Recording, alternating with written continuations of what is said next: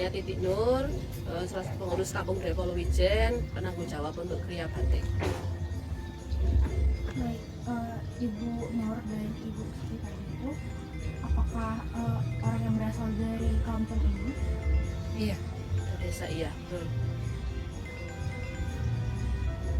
Sebelumnya menurut Ibu, apakah Kampung Budaya Polowijen dengan namanya, dengan brand Kampung Budaya ini sudah cukup mendapat recognition dari masyarakat Malang secara umum?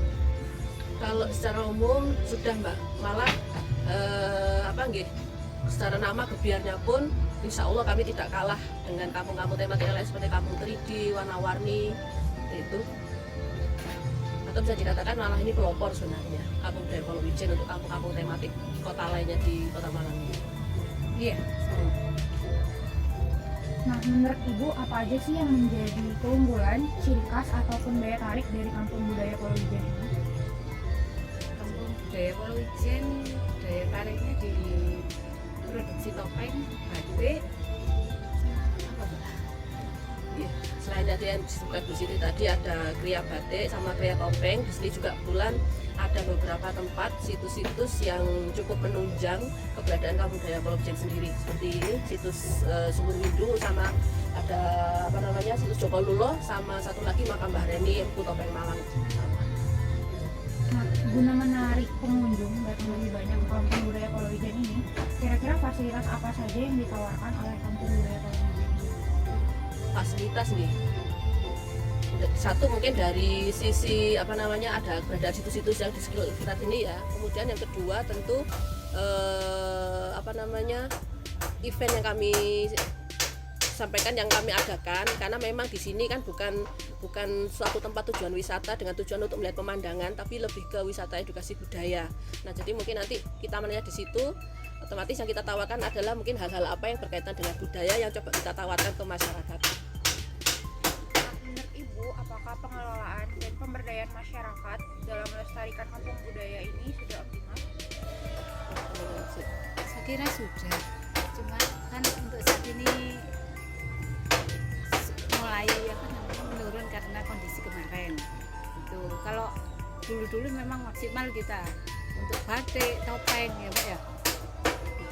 Ya memang ada banyak tantangan di situ Mbak ya, terutama juga dari masyarakat sekitar sini, tapi semaksimal mungkin kita sudah berusaha untuk memaksimalkan apa yang kita bisa lakukan, entah sebagai pengurus juga sebagai warga di situ ya. Tapi tidak menutup kemungkinan juga kami membutuhkan bantuan mungkin dari pihak lain yang memang selama ini belum begitu banyak menyentuh kegiatan KBP secara umum. Dalam mengembangkan desa wisata ini, kira-kira apa saja kendala yang dihadapi oleh pengelola? Satu ya itu tadi mungkin partisipasi masyarakat dan kesadaran mereka untuk menjaga kelestarian, juga untuk menjaga kesinambungan ini supaya tetap berjalan gitu. Karena tidak dipungkiri dimanapun itu berada, namanya konflik itu kan pasti ada, tapi bagaimana cara kita mengelola dengan baik, saya pikir itu bisa menjadi salah satu langkah untuk membawa KBP ini menjadi lebih maju. Dan kemudian ini kami tidak mengharapkan ternyata, karena selama ini kan jalannya KBP itu kan lebih ke swadaya. Harapannya nanti mungkin dari pihak-pihak lain, entah dari pemerintah atau mungkin dari lembaga swasta lainnya, bisa lebih banyak lagi untuk mensupport semua kegiatan. Jadi terutama tujuan kita untuk melestarikan budaya itu tidak hanya menjadi wacana, tapi juga bisa terbukti dan terlaksana dengan baik sesuai dengan visi misi kami. Sejauh ini Bu, bagaimana pengelola kampung budaya mempromosikan kampung budaya ini? Dan menurut Ibu, apakah sudah optimal cara mempromosikannya? Kalau promosi sudah optimal ya. Kita melalui IG, melalui YouTube, melalui FB, semua sudah. Termasuk juga kalau ketika ada forum-forum di forum Pok Darwis Kota Malang sendiri, kemudian forum-forum rutin yang biasanya diadakan oleh Dispora, kemudian dengan ini agen-agen perjalanan. Nah, di situ kita saling ketemu, kemudian saling menawarkan istilahnya paket-paket kerjasama seperti itu Mbak. Jadi satunya lewat situ, selain juga dari mulut ke mulut atau mungkin dari cerita orang yang sudah pernah kesini sebelumnya. Dari yang Ibu sebutkan tadi, berarti sudah ada perhatian dari pengelolaan dari pemerintah daerah. Tapi menurut Ibu, perhatian yang diberikan itu kira-kira sudah optimal belum dalam membantu mengelola kampung budaya Polowijen? Kalau maksimal apa belum ya, belum maksimal sebenarnya. malah ada kecenderungan nih dari tahun ke tahun semakin menurun gitu. Ya mungkin pemerintah sendiri juga mengalokasikan penganggaran itu pun mereka sudah ada prioritas lebih dulu yang harus dilaksanakan gitu. Tapi tetap kami semaksimal mungkin berusaha untuk bisa berjalan dengan tenaga kami sendiri yang ada di sini. Dan juga mungkin tidak menutup kemungkinan mungkin ada bantuan-bantuan nantinya entah dari perorangan atau lembaga sponsor lain. Kemudian Bu, menurut Ibu, apakah keuntungan yang didapat dari adanya kampung budaya ini cukup mensejahterakan masyarakat sekitar? Oke, tadi kan sudah disebutkan ada kriya batik ya sama kriya topeng yang memang kebetulan perajinnya juga warga sekitar sini. Tapi memang sejak pandemi kemarin itu kan menurun Mbak ya. Satu alasan pertama karena memang barang-barang tersebut kan bukan kebutuhan primer. Jadi mungkin masyarakat lebih mendahulukan kebutuhan pokoknya untuk terpenuhi, baru kemudian kebutuhan untuk kesenangan-kesenangan seperti batik, seperti topeng, seperti itu.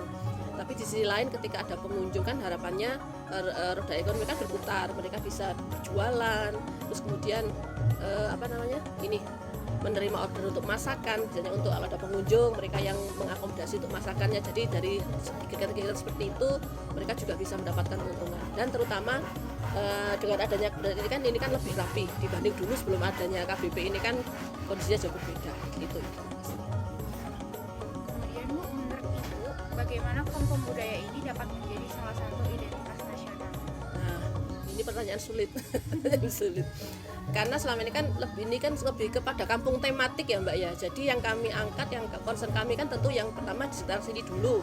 Apa identitas yang di sini di Polowijen ini, mungkin yang bisa saya ceritakan sama Bu Siti nanti, ini kan ini legenda ceritanya adalah kampung kelahiran Ken Dedes yang mungkin belum banyak orang yang tidak tahu. Bahkan kalau saya lihat di YouTube itu katanya kelahiran Ken Dedes itu kampungnya ada di lereng Gunung Kawi. Nah itu yang coba kami luruskan. Jadi dengan itu seperti kita ketahui Ken Dedes sendiri kan dia statusnya adalah sebagai ibu para raja di tanah Jawa. Nah itu mungkin belum banyak yang tidak tahu, itu satu.